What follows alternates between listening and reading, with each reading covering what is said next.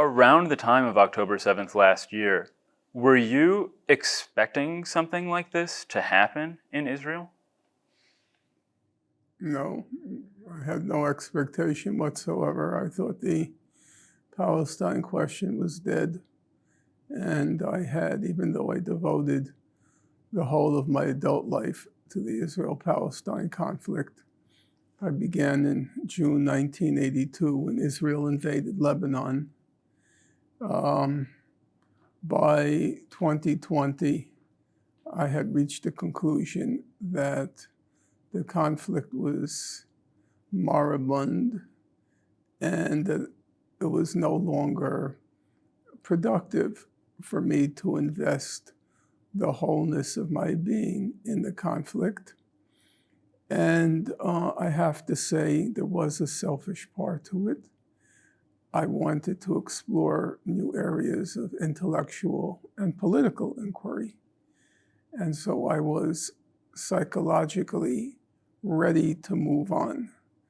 But I probably wouldn't have moved on had I believed there were still possibilities and potentialities in the situation.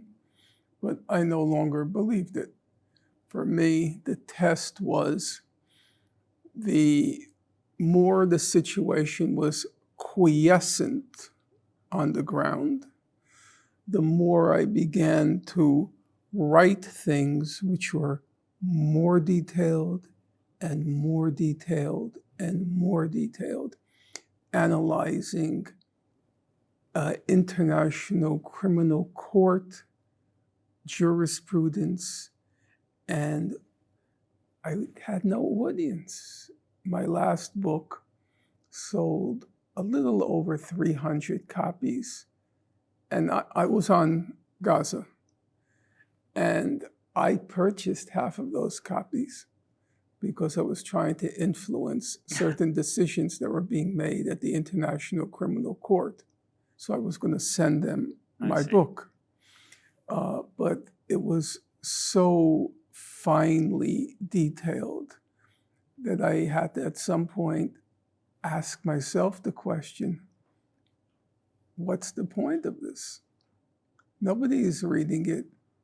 It's such minutia that it required such intense concentration to even follow what I was saying that I decided to move on.